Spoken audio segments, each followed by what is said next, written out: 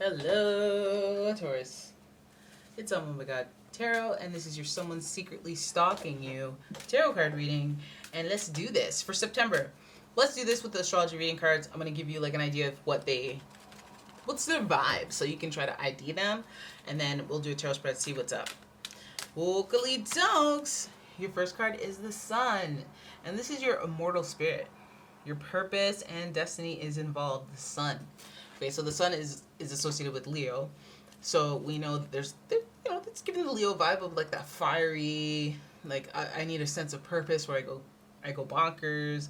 I need a lot of attention. I'm really like I have charisma. I have aura times 5,000. I'm very charismatic. A lot of people want to know me. A lot of people. I'm like one of the cool kids. So the Sun is very much like that person who has a thirst to live life. Damn it. And so okay, wait, I shouldn't be saying so many positive things about this like potential stalker. But again, stalking again can just be somebody who has a crush or somebody who wants to get to know you or is just inquiring about you. Or it could also be somebody who's like interested in you and just doesn't know how to approach you properly. So I say stalking and it may sound intimidating, but I mean it in like a very, they're just looking into you. They're curious about you, They're interested. They want to know. Oop. Your next card is Cancer. All right, and the energy is emotional, sensitive, caring, and loving. It may concern family, a mother, or a child. Nice and sensitive. We got fire, we got water. We got a reactive person, we got a inner world, internalizing, self-reflective person. How about that? So Cancer is very sensitive and very psychic, very creative, very nurturing. They like to cook for their partner. Pairs well with the Taurus, in my opinion, but not actually. Cancer, very, very, very in tune with just other people that they feel protective of. We always have to think about that motherly archetype and apply that energy. So this person might feel very protective of you, and then this person might feel like their ego is like a Leo, so they feel like you're theirs. You belong to them to some degree, not legally, but some degree. They feel like either possessive or like their honor is attached to you in some way or something, like, or to get you would be like their own leveling up, and something about it would fluff their ego. How about that? Right? Then we have Capricorn. Haven't seen Capricorn in a while. Capricorn is an earth sign, of course, and we know that Capricorn is also a polarity to Cancer. It's like the sister sign, so they have like almost the same energy, but they apply it differently. So okay, the energy around you is serious, materialistic, and hardworking. It bestows shrewdness and cautious ambition. So Capricorn is also giving that like, so we have Leo, Cancer, Capricorn, and I feel like it's all like drive, determination through like emotions and just the quest for wellness and quest for like righteousness. And then it's also that thirst for material things and a good lifestyle that shows how not pure, but how like you deserve what you have, and you're gonna get what you deserve as well, like a synthesis around like the sun and the moon and like material things. So it's just like a cycle of wanting luxury, wanting great things, wanting a trophy. So this person, again, they might feel like this whole maternal instinct towards you. They might feel this paternal instinct towards you, and a sense of their ego. Do you know who I'm picturing? Well, I don't think John Cena's like that, but like I feel like think of like a bodybuilder who has like a bodybuilder girly. That's such a weird example, but it's like somebody. Actually, I'll just maybe it's no. That's not a good example. Better example is somebody who literally has like a trophy, partner. It's like, yeah, look what I did. Yeah, that's accomplishment. That's achievement right there. And it's like my ego, like, yeah, that's right. I pulled that. But also they're very protective of you because they know other people want you. So it could be some of that type of vibe in there. It could be an ex. It could be somebody that just already is just so like emotionally attached in one of these places that they feel like, that's what they're thinking about. That's what they're caring about. So I feel like it's almost like you already know who it is. Okay. Oops. Your first card is the Three of Coins in reverse. Then the King of Wands. Then the Emperor in reverse. Then the Ace of Swords. Then the Seven of Swords in reverse. Ay. Okay, so Three of Coins, that's, again, collaboration. Friend of a friend. Meet this person through a friend of a friend.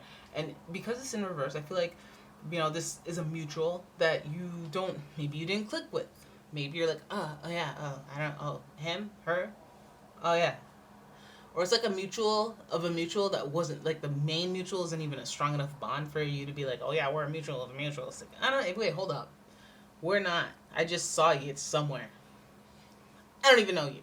It could be like that. But it feels like there's a mutual collaboration. It could be friends, though. I don't have to be so pessimistic. It could be just somebody you know through, and even it could be through work or through, like, health. You know, it could be through anything physical or lifestyle related, that you connect with this person through another person. Because it seems like that three-way connection, but it being in reverse means there's, like, some sort of catch to it. Like, maybe you didn't officially meet. You just stood there while the two people that knew each other talked. And it was, like, kind of rude because you didn't introduce yourself. Like, but whatever. Let's move on. Then we have the King of Wands, and this is good. This is good archetype energy because this person is a master of their fiery, egotistical domain, the fiery domain, the King of Wands, the King of, like, fire. So, well, not fire, but, like, you know, wands, magic, spirit, fire, you know, resourceful type energy.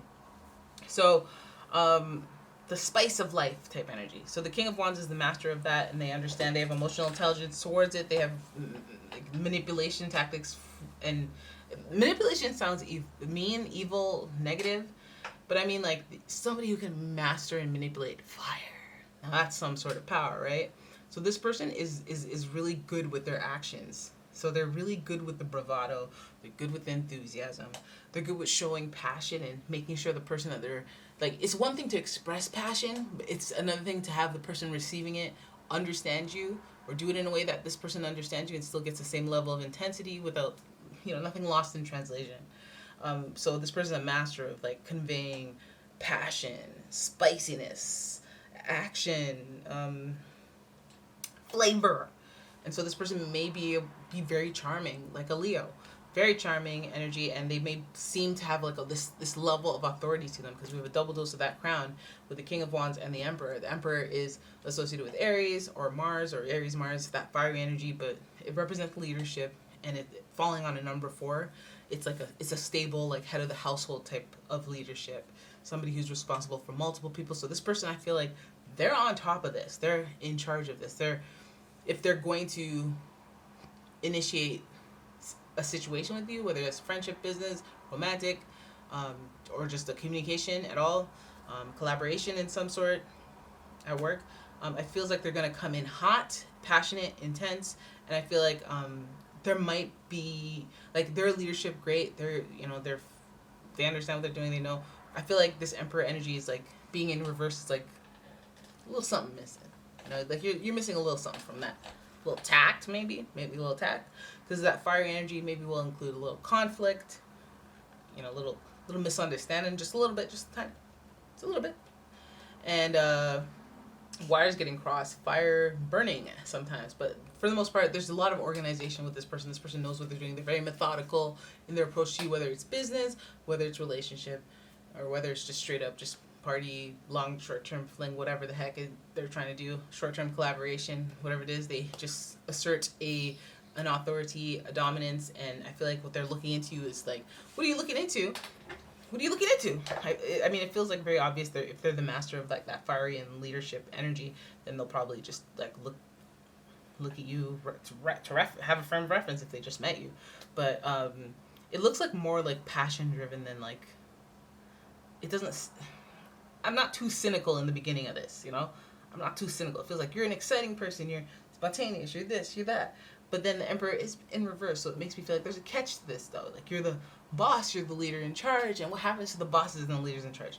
They get a little goes a little bit to their head, that ego thing. And then also, a little corruption, tiny bit, sometimes. Miscalculations, you know, learning where's the fudge numbers in there, whatever.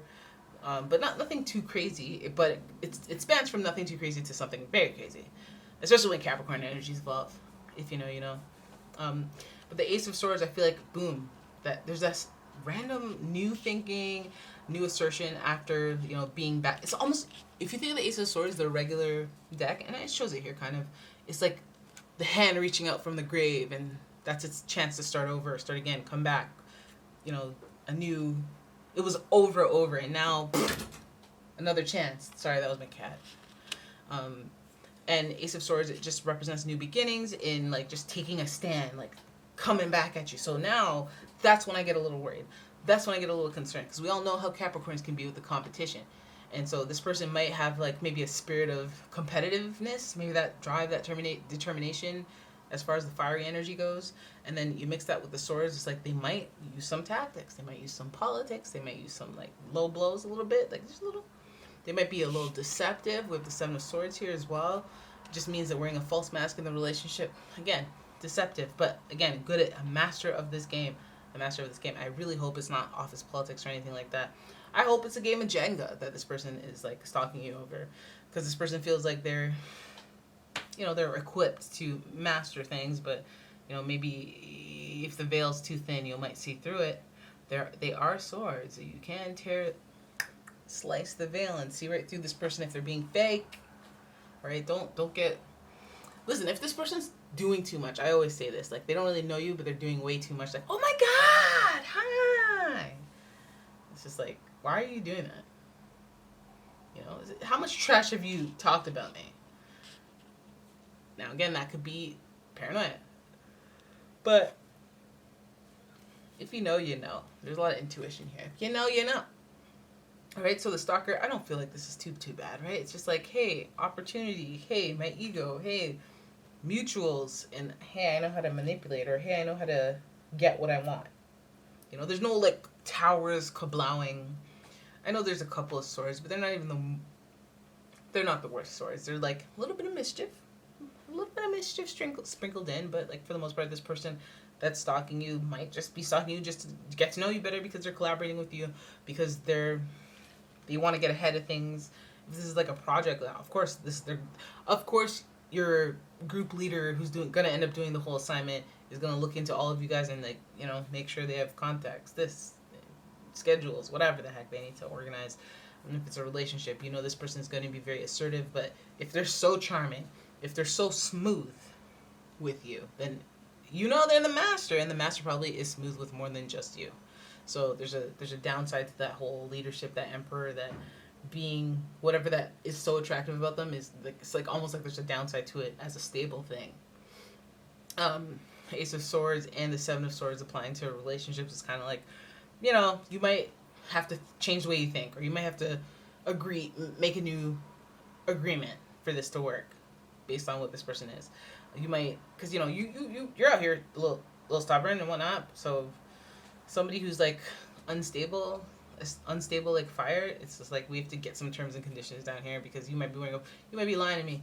You might be using these fiery tactics, fiery, masterful, emotional. Not emotional intelligence, but like you know the things to say to get people to like you, to get excited about you, this person. So it almost feels like almost a front. So yeah, that's who's stalking you. Like they're stalking you, but it's not like, at least there's no cups and like, hey, I'm all in love with you, and like let me wear your hair. Like it's not weird. It's just like, actually, you tell me what it's like.